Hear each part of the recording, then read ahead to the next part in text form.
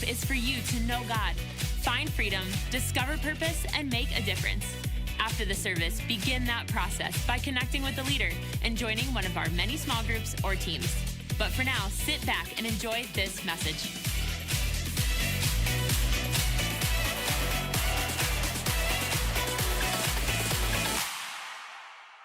What is up, Substance? Make some noise wherever you are at. You made it. Look at you. And especially today, you are going to be so glad you are in church because we are in First Comes Love, our teaching series on love, marriage, dating, the whole fun thing of the birds and the bees. Which, speaking of which, as one last little warning, today's message is PG-13. And you know, I don't even know what that means anymore. What is PG-13? I don't even know. I just, hey, if you've got kids who are maybe younger or sensitive and haven't had the magical conversation with those kids, I just wanted to make sure that we didn't force you to have it later today. What did the pastor mean when he said? Okay, we just wanted to honor that and make sure that you're good there. I'll never forget when my daughter was 5 years old. We were walking. It was Grandpa, me, and my 5-year-old daughter, who is cute as can be, at the Mall of America, and we were walking hand in hand. I was holding her one hand, and Grandpa was holding her other hand. And she goes, "Daddy, I want to have a baby." And she said, this is actually what she looked like, just to show you, just like, oh my gosh, she's married now. But and she goes, "Daddy, I want to have a baby. If I wanted to have a baby, how would I do it?" And she looks at me and I'm like, you know what? Your grandpa has a great answer for that.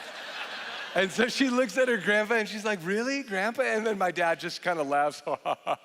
And then he goes, "Your dad is the great teacher." And then she goes, and then she looks back at me like, "Daddy, for real? Like what? If I want to have a baby, what would I do?" And of course, I just kind of like froze. I literally, we're at the Mall of America. I was not ready for this. And I just, here's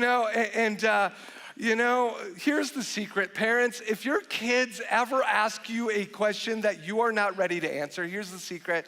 You're gonna wanna write this down. All you have to do is give them an answer that bores them to death.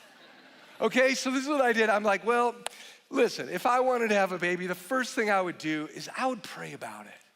And I would pray about it, and there's all sorts of types of prayer. There's intercessory prayer, there's and then maybe after talking about prayer for a while, then I was like, and then I would find a mentor. And there's like 5 types of mentors that you might want to be about parenting mentors. And there's role modeling mentors. And then after a while, you're like, oh, look, it's Build-A-Bear Workshop. You see how that works? It's really quite effective. And to this day, my daughter has always had a lot of prayer and mentoring. It worked, you guys. It worked. Okay, no, but for real, a lot of times there's these topics that are hard to talk about, but I think they're so important to talk about it. And hey, listen, even the things that I share today, you don't even have to agree with me, but I do want to open up a little bit of soul tension so that you guys will actually have a little more motivation to kind of deal with some of these topics, because I really think that your kids actually they're hearing about it whether or not you think they are. And there's so many elements of this that I think are so important to talk about. And if you can't talk about it here, I don't know where you're gonna talk about it. And so we've been hitting this idea called the focus principle. Feelings follow focus. And it's really this idea that the more you treasure something with time, energy, attention, the more you want it, okay? And it's not just a principle that's proven time and time again through psychology research and other things that I'm about to show you today. It's really based on biblical teaching. It's all throughout the scripture. And for example, Jesus himself said, where your treasure is, there your heart follows. Your feelings are following your focus. Your affections are going in the direction of the things that you are treasuring. And if you're treasuring your job more than your marriage, guess what? Your pleasure from your job and your desire for your job is actually gonna eclipse your marriage. That's just it. Feelings follow focus. Same thing with kids. If you have a kid-centric home, your desire for your kids and your priorities for your kids are going to outweigh your priority for your marriage. This works with almost any different area in your life. If you nurture something on a regular basis, your desire for it and your pleasure from it will increase, okay? Does that make sense, everybody? There's this classic story about a man named Thomas who had been married. He'd only been married for about 3 years, and yet the fun was already wearing off for him. Marriage was not what he thought it would be, and he's in that moment where he's having the revelation, and it was just way more stressful than he anticipated. And of course, their intimacy life had taken a nosedive after they got married. He was starting to wonder, did I marry the wrong person? Was this marriage a mistake? What if all marriage is a mistake? He was just he was lost in his thoughts. And over time, he actually became convinced, marriage is a mistake. And I'm just maybe not supposed to be married. And I definitely want a divorce. But his wife was kind of traditional. He knew his wife would never agree to this, and she was going to fight it. And so he became obsessed with the question, how do I convince her that divorce is the best option for us? How do I convince her we made a giant mistake and we need to undo this immediately? And so as a part of this process, he decided to go to a psychologist because, who would know better how to, get her to agree with me than a psychologist? Give me some psychological tips. And so he went to the psychologist and he said, hey, I already know what I'm supposed to do. I'm supposed to get divorced. I just need to convince my wife to agree with this. And so what are some tips to get my wife to agree with me here? What do I need to do to get her to hate my guts so she will accept this divorce? And of course, the psychologist asked him a few questions, dug a little deeper, and then he's like, you know what, Tom? I think I have the perfect solution for you, but it's kind of devious and counterintuitive. Do you think you can handle that? And of course, Thomas is like, are you kidding? Devious is my middle name. Help me, doctor. You know what I'm saying? And so the doctor was like, well, okay, this is what you got to do. Again, it's devious, counterintuitive, but starting tonight, when you get home, I want you to start treating your wife as though she was a goddess.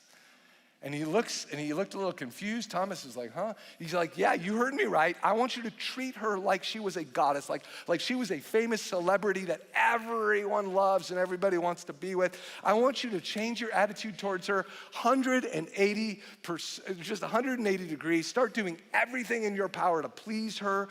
Like for example, listen intently when she talks about her problems. I want you to help around the home. Don't wait for her to ask. Just go out and do it. I want you to take her out to dinner. I want you to literally pretend she is a goddess. And then here's the twist, okay? After 2 months of this wonderful behavior, this is what you need to do.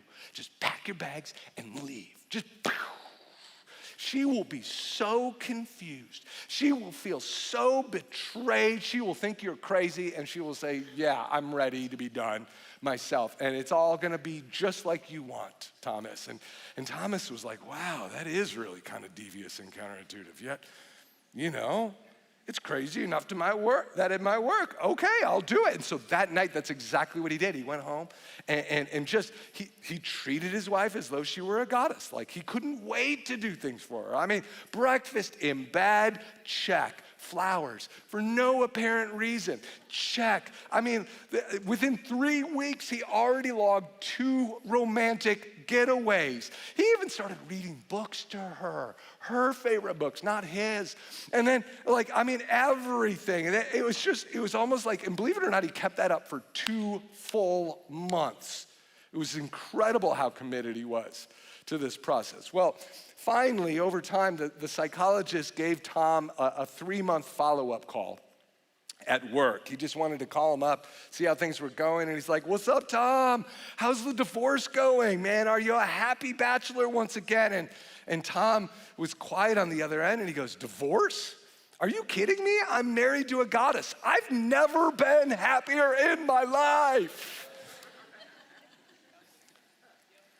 Now, that cheesy, silly little story is really just the moral of it is this: feelings follow focus. Where your treasure is, there your heart follows. Believe it or not, you can wield your emotions. You can wield your attractions. And just like everything, listen, emotions are a cyclical thing like the seasons, but ultimately they will go in the direction of where our treasure is, where our focus is. Now, the reason why this is so important is because for much of the last century, people imagined that genetics played a much larger role in shaping our feelings and attractions than actually the current research has shown. In fact, there's a huge amount of research on habits and habit loops, as well as social surroundings that are proving that actually your social surrounding and your habit loops are actually a significantly greater predictor of your affections. And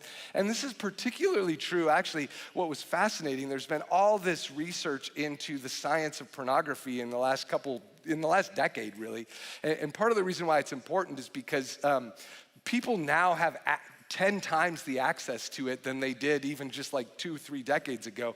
It may be hard to comprehend this, but did you know that Americans spend more money on porn than they do on all major sports, NFL, MLB, NHL combined? Did you know that revenues are actually higher than Amazon, higher than Apple? It's hard to believe because, again, it's not a single corporation making all the money, but again, there's more exposure to pornography than ever before in the history of planet Earth. Many of you guys know that 12 and 13-year-olds are now the largest consumer group of internet porn. Okay, so in case you're wondering, people are being exposed to it. Actually, first exposure is happening now, sometimes at 7, 8. And the stats on this are quite shocking. And the reason why this matters and it's devastating is because early porn exposure has a huge correlation with increases in rape. Okay, actually there's an unprecedented number of people who've experienced rape globally. It's higher than it's ever been in all of recorded history. The same thing is true with pedophilia and child trafficking. Did you know that 1 out of 20% of online porn is actually trafficked kids that are forced to do it against their will? I mean, I know these facts are hard to ingest, but I'm leading you somewhere with all of this that is super important because it does affect how we think about our marriages, how we think about our own desires, how we even think about how we parent and how we date, okay? And just take this in for a second, okay? People who use porn have significantly higher odds of depression, violence, sexual discontentment, eating disorders, anger, and dissatisfaction with their partners. And every one of those words has multiple major university studies behind them. And I encourage you, just check it out at my blog, peterhaas.org. Just type in 50 Shades of Truth. Or I also have another whole, basically a book worth of blogs on this kind of stuff. Just go Peter Haas Fix Me, and it shows up. Originally it said Peter Haas and sex, and then I realized I don't want anybody Googling that. Okay, that won't. Just don't ever, I don't even want to know what will show up. But just peterhaas.org, 50 Shades. And, listen, I say all this. I also, in 2018, I did a sermon series called Address the Mess. So late 2018, Address the Mess. If you want to hear a lot more about this kind of stuff, just check that out. But I'm going somewhere with this, and just keep sticking with me. I've got this friend who's got his PhD in psychology, but he specializes in the neurochemistry of sex addiction and the neurochemistry of sexual fetishes. And there was this really interesting guy who came to him who was exclusively attracted to one-legged women, women with one leg, which was a problem because his wife had 2 legs. And I know that sounds really strange, okay? Just stick with me, okay? This is about as intense as the message gets, okay? So it's as awkward as it's gonna get, okay? So it's only gonna get easier from here, okay? So now it sounds really strange, but when he was a teenager, he discovered a pornographic picture at the bus stop, and it was just a printed pornographic picture with the corner ripped off, and it happened to be that part of her leg. So she's missing one of her legs, and all of his earliest fantasies were over this picture, and over time, he developed this unique addiction where his sexual attraction was almost entirely conditioned on a need for finding one-legged women, and was obviously devastating to his marriage, which is why he came in. Now, The reason why I share that strange story is because it actually is an illustration of how pornography actually works. It neurologically attaches us, addicts us to body shapes and circumstances that are different than our spouse, that go outside of God's parameters, or that create unsustainable realities that are inevitably going to lead to disappointment.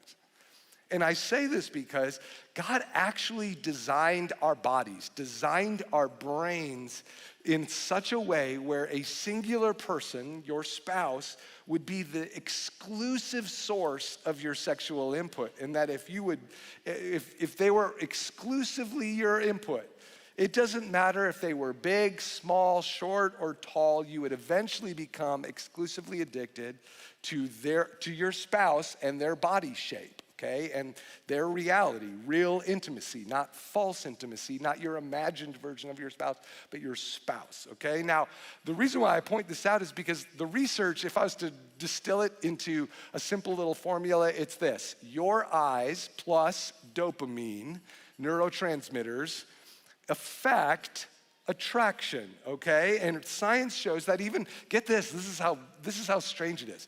Science shows that when a person is married to another person for a long time, say 30, 40 years, they often become exclusively attracted to their spouse's eye colors. Like if they were to rate eye colors, they'll always pick the most attractive eye color is the one that their spouse has. Okay, so it shows the visual component and how God actually designed our brains. It's actually quite amazing when you think about it, that God designed our emotions to implicitly align with our spouses unless we sabotage that mechanism, okay? Now, and that's actually what pornography does, is it creates an unsustainable set of circumstances that nobody can fulfill, which is why, ironically, this is the weirdest stat ever, 75% of chronic porn addicts eventually stop having intimacy with their spouse. In other words, it's just not even worth having. It's easier for them to participate in false intimacy, and why? Because they have this neurological shortcut that has changed that attraction mechanism, and it becomes, it's no longer a circumstantial problem, it's actually a spiritual problem, it's an internal problem, it's a habit loop problem, it's a focus problem. Feelings follow focus, okay? Now, in a similar way, let me just kind of scale this back. If you're out there and you're single today, you know, I've had a lot of single Christian men come up to me and they say something like this, like, Pastor Peter, I'm really struggling with something to do with sex or pornography. And they're like, if only I was married, I just know if I had access to intimacy, then I would no longer struggle with this. And of course, I'm always like, false. That is not true at all. In fact, if I can assure you one thing, if you're a lusty flirt before you get married, guess what? You're gonna be a lusty flirt after you get married. Marriage is not gonna change your character problems. And actually, if I could say that again, marriage doesn't change your character problems, but I can guarantee it will amplify and reveal them, because that's what intimacy does. It doesn't change, circumstances don't change character. Do you see why that works, okay? And yet we think they do, but they don't, okay? And so at some point, all of us are gonna have to renew our minds in order to test and approve God's good, pleasing, and perfect will, Romans 12:2. At some point, all of us are gonna have to go through lust withdrawal. I hear married men say, if I could just get my spouse to act more like this, then I won't struggle. False. Women will say, oh, if I could just get my husband to act more romantic, then I won't struggle. False. Or if I could just switch my spouse, or maybe if I could even just get a spouse, then I won't struggle with this. No, listen to me. Lust will never be satisfied through a circumstantial solution.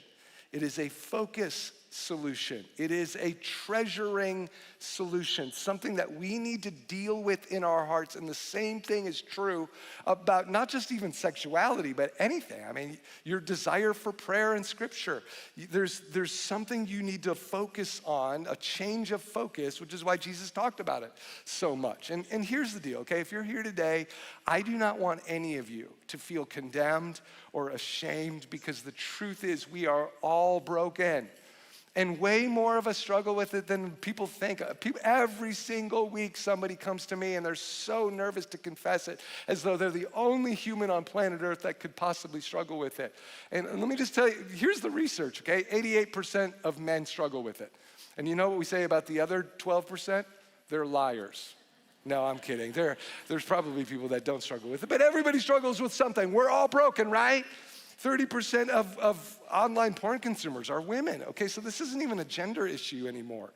And I say this because, listen, church, this is why we do things like the Freedom Course here at Substance. We have hundreds of people who just go through and they learn about freedom in multiple areas of their lives.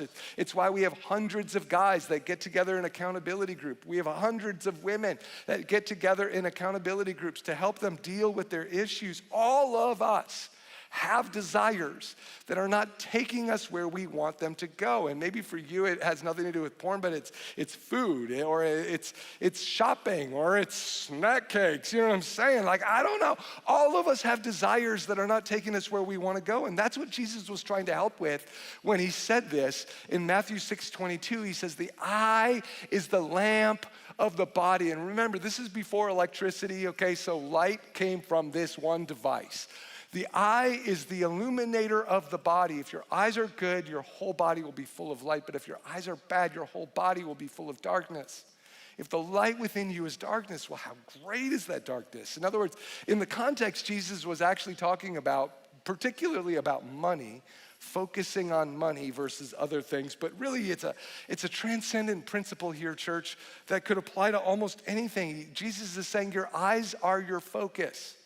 And actually, this is the same context in which he said, whatever your treasure is, that's where your heart is going. If our focus is bad, it starts with this darkness, this confusion, this aimlessness, this directionlessness that eventually will lead us to a dualistic attraction, a crossroads that's gonna be devastating, because this is where it leads to. It leads to two masters. No one can serve two masters. Either he will hate the one and love the other, or he'll be devoted to the one and he'll despise the other. You're gonna be like any addict, where they have to say, you know, am I gonna choose alcohol or am I gonna choose friends? Am I gonna choose pornography, fake intimacy, or am I gonna choose real intimacy? Actually have tough conversations with my spouse. Am I gonna choose my career or am I gonna choose my kids? My career has more immediate fulfilling metrics than, you know, my kids. How do you measure whether or not you're being good as a parent? You have to measure it in more like 5-year increments. But at my job, it's sales, I can immediately get a promotion. Or am I gonna have self-centeredness or self-actualization? You see, all of us, there's an endless list of masters that we could probably list here that are not very fun to serve. And Jesus is saying, hey, listen, if you don't decide, you're gonna slide. You'll slide into the wrong master and you won't even realize it until after you're a slave. And that is why Proverbs 4:23 says, above all else, which we talked about 2 weeks ago, guard your affections, for it is the wellspring of our lives. We gotta guard that. Guard your focus, guard your treasure. And you know, this is kind of the weird, discouraging encouragement here right now. It's this: all of us has something awkward, okay? That's something, just look around this room and just turn to your neighbor and say, you're awkward. Yeah, it's okay, it's true. You're awkward. Whether they admit it, some of you are like, I'm not looking at my neighbor. You know what I'm saying? Like, it's okay. It's okay to sit there awkwardly. I just wanted you to feel awkward. Why? Because we're all awkward. We all have awkward. In fact, awkward is not wrong. It's not wrong to have awkward, okay? All of us have it. The question is not, do we have awkward? Because you do. And your family knows you do, okay? Really, the question I want you to ask is, are you taking your awkward seriously? We all have it, but some of us are actually in denial of it, and some of us, or we acknowledge it, but we're not really taking it serious. That's the real issue here, and that's what I want you to think about today. Because here's where it gets kind of tricky. For a lot of people, we're not acknowledging our awkward. In fact, some of us, we've lived in awkward for so long that we actually think our awkward is normal. Well, we start justifying our awkward as normal. Like, for example, some of you think it's normal to wear Crocs shoes.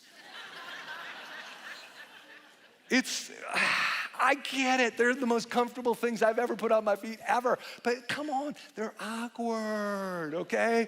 And yet that awkward has become normal. It's okay to wear them. Just admit it. Admit they're awkward, right? Some of us, we were raised in awkward, and we actually thought it was normal, but we didn't realize it wasn't normal until we met someone and started dating them. And they're like, what? Like, I remember growing up in central Wisconsin, my parents, we had bratwurst, Johnsonville bratwurst, 4 days every single week. I thought that was normal. I thought it was just normal to have bratwurst all the time. They would reheat the bratwurst for 3 of those days. I thought that was normal. I didn't realize how weird my parents were until I met my wife, and she's like, what? Like, what do you do? Like, did you just reheat French fries? Oh my gosh, what the? I thought that was normal. You know what I'm saying? You see, intimacy will reveal you're awkward, but some of us, we're not acknowledging it, okay? And all jokes aside, I think for some people, our awkward has become overly normal, right? We think it's normal to have credit card debt, even though it is the worst kind of debt you could possibly have, and there's 1,000 better solutions than that. We think it's normal to have a child-centric home where we basically don't even relate to our spouses anymore, and we do all sorts of things that are just bad priorities. We think it's normal to prioritize careers over kids, and there's all sorts of awkward things that have unfortunately become normal, but we're not acknowledging all of the side effects that statistically spin out of those types of priorities, okay? Let me just give you an example, okay? Right now, research shows the average American couple has intimacy about twice a week, okay? That's just an average according to research. The average couple has the special thing about twice a week, okay? That means for some people that are on the high side, that means they're very active, okay? And then there's people on the other side who are not so active, okay? Now, I point that out because I'm just trying to give you a statistical average, okay? It's just an average. Let's not even talk about right and wrong. Let's just talk about average, okay? Now, some married couples think it's normal to go entire months without it. But what you don't realize is actually you're a 1%er, okay? It's actually not normal. And unfortunately, a lot of us have a 1%er kind of thing that is actually way more extreme than we realize, and we're not realizing how that extreme way of living is actually affecting our spouse. We don't see it as a burden. Why? Because it's normal to us. We don't see how it's affecting our kids. We're not seeing how it's affecting all sorts of things. And I bring that out to say, let's not even talk about right and wrong. Let's just talk about where are we all extreme, okay? All of us have an area of our lives where we're actually a 1%er and we think it's normal. But all I'm saying is if we don't acknowledge those things where we're kind of extreme, guess what? We're gonna get confused when those extreme habits start causing extreme behaviors in our marriages and in our kids. And let me tell you, awkward always multiplies into more awkward. A lot of times, again, we're participating in a cycle of awkward that if we don't stop and acknowledge these things, it's not gonna get better. And again, there's no condemnation here, okay? I have awkward too, and if we all sat down with one another long enough, we'd eventually identify each other's awkward. It's called small groups. Some of you are like, that is exactly why I don't go to small groups. Well, listen, I get it. It can be hard to look into the mirror and have intimacy with other people, but I'm telling you, it's actually the most liberating place to be, is to acknowledge it and to admit it and to get more comfortable talking about it. And again, it's not bad to have awkward. It's only bad if we are in denial of it and we're not taking it serious, okay? And so just to model vulnerability, what I'm gonna do both this week and then my wife is gonna do this next week, is we're gonna model vulnerability by sharing some of the awkward in our lives. And the hope is that you guys you'd feel more permission to admit and acknowledge you're awkward, okay?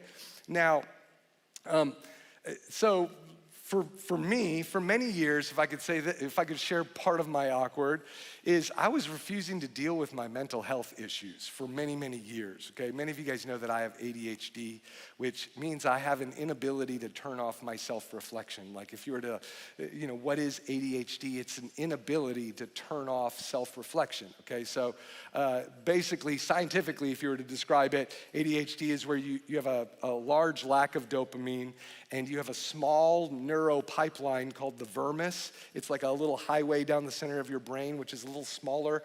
And because it's smaller and because you have less dopamine, it causes you to daydream a lot or brood a lot, okay? I'm always thinking about the future or the past. You could be talking to me and I, for 10 minutes, and I won't remember a single word you said. Why? Because I was thinking about the last 12 books that I read, all at the same time, and dreaming about my next 12 books that I'm about to read. You know what I'm saying? It's just chaos. Okay? Now, and vermis is kind of weird. It sounds like a rodent, and I don't know why it's called that, but unfortunately, I have a small one. And now, in circumstances, it can actually be a very great thing, right? Because it makes me divergent. ADHD makes me a creative problem solver. I am more innovative than the general population. It also means I have a terrible short-term memory, and it means that I'm kind of moody. Guess what? Comedians and incarcerated criminals have one thing in common. We're all more ADHD.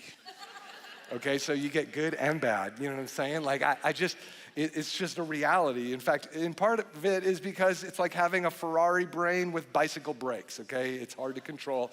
And so, so for years though, I thought maybe I struggle with major depressive disorder, right? Because it can kind of get confused with that. Or another thing is a lot of times ADHD presents itself like bipolar disorder, where you have extreme moods. Now, the difference between ADHD and bipolar is that instead of the roller coaster lasting like several weeks and then dipping for several weeks and then up for several weeks, with ADHD, it is an hour-to-hour roller coaster like this.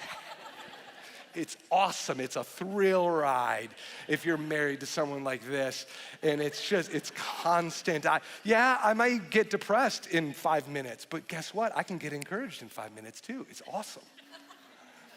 So now I share all this because, here's where it became problematic for my marriage, is I was in denial of it for years, which caused a lot of stress on my wife. Probably more stress than I cared to admit. And part of it was because I honestly didn't believe I had it. And yeah, I paced a lot. My staff would make fun of me that you have ADHD because I can't sit still for a meeting to save my life. I have to do laps around the table like I'm in track and field in the boardroom. And I knew that, I do that. And yeah, I get emotional, but you know what? I kept thinking there's no way I have it because I can sit down and read a boring book for 7 hours straight, right? Which didn't strike me as ADHD. Actually, it turned out to be a big symptom of ADHD, right? Hyperfocus is a common symptom of ADHD. And of course, here's what happened. Over time, 2 of my 3 kids ended up getting diagnosed with it for random reasons. And so I started reading up about it for their sake, not for mine, because I don't got it, right? But I'm gonna read up for my kids because I care about them. And so I started reading about it, and I discovered, what was really funny is I was reading all this research on it, and I found out that if 2 or more of your kids has it, there's a 66% genetic chance that one of the parents also have it. And so I was like, wow, I wouldn't have thought Carolyn had ADHD. Said no one ever, okay? It was not a surprise. When I read that, I was like, okay, guilty, you know what I'm saying? Like, I knew it, right? And so just for kicks, I just did all the tests, and man, I had no idea how many more tests there were. I mean, it was like 3 days of testing and, psychological examinations, and, they opened up my brain and all that kind of stuff. Now, it's way more thorough than it was 5 years ago, which is good. And yes, I officially had it, but again, who cares? Because I'm not gonna do anything about it. Yeah, that was just where I was at, okay? And part of it, if I was fully honest, a couple decades ago, I happened to know they used to way overly diagnose this in people. I mean, could say that people had it when they didn't have it, and the testing was terrible, and then they'd over-medicate kids, and I kept thinking, the last thing I'm gonna do is put another toxic substance in my body. I'm complex as it is. I am not gonna do it, and if I even have it, I'm just gonna deal with it holistically. I'm gonna shower in essential oils. I'm just gonna, ingest magic prunes, and suddenly I'm good. You know what I'm saying, Carolyn? It's no problem. I'm cured, Carolyn. You don't ever have to worry about me ever again. Okay, if I was truly, to be honest, holistic stuff was just my way of living in denial. I'm not saying it's bad. There's actually a lot of holistic stuff that's brilliant. But for me, it was my way of living in denial. And I knew deep in my heart, I had already read it, less than 20% of the population with this problem will respond to anything other than a pharmaceutical option. And frankly, I just didn't want to admit that. I didn't want to look at those things. I only wanted to find things that confirmed my bias. And I didn't want to see how profoundly it was affecting me or my marriage or my wife or my kids. And frankly, it was kind of just easier to make everybody around me carry the burden instead of me doing it. And frankly, it would have almost been too painful for me to start facing my 1%, my awkward, if you know what I mean. But really what started hitting me was the fact that I could see that my son was really struggling with his side effects from ADHD, but because I wasn't willing to help me, I wasn't able to help him. Are you hearing me? Awkward ends up spinning out in families. And many of you guys might remember I got a serious spinal injury doing freestyle BMX a few years back. And after I injured my spine, I lost all feeling in my arms for months and almost paralyzed myself. And for months, I kept asking myself, oh, God, why am I so dumb? Why am I so dumb? Why?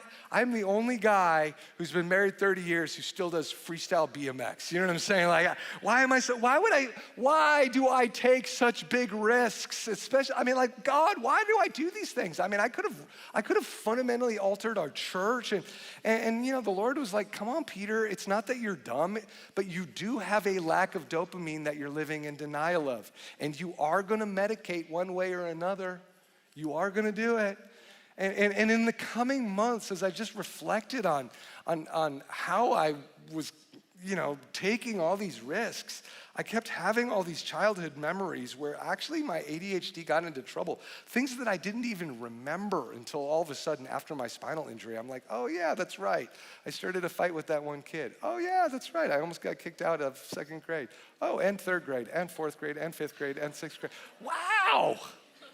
I never put it together. I don't know why I didn't think that way. It was like in my mind, it was like God was revealing all sorts of things to me and all the decisions that I had made. And so then I started reading up about it just out of concern for my own kids. I found a disturbing stat on parenting an ADHD kid. ADHD teens whose parents won't allow them to medicate. Listen to this. They have dramatically higher risks of suicide. I thought, well, that's not good, like really high. 300% higher likelihood of drug abuse in teenagers whose parents won't allow them to medicate. They have significantly higher porn addiction and sexual risk taking. In other words, they're gonna medicate either way. They're 2 times as likely to experiment with same-sex attraction, 2 times as likely to drop out of school. And I just kept 2 times as likely to have affairs. I just was reading through all this data on that just came out in the last 2-3 years. And if I could be honest, church, it kind of hit me like a ton of bricks. It almost felt like God was playing back my life. And when I read these stats and I saw all these dark moments in my life where God had unnaturally rescued me. And I felt like the Lord just kind of spoke to me in that season. Peter, don't allow your kids to run through this gauntlet simply because of your fears. Deal with your awkward so you can help them deal with theirs.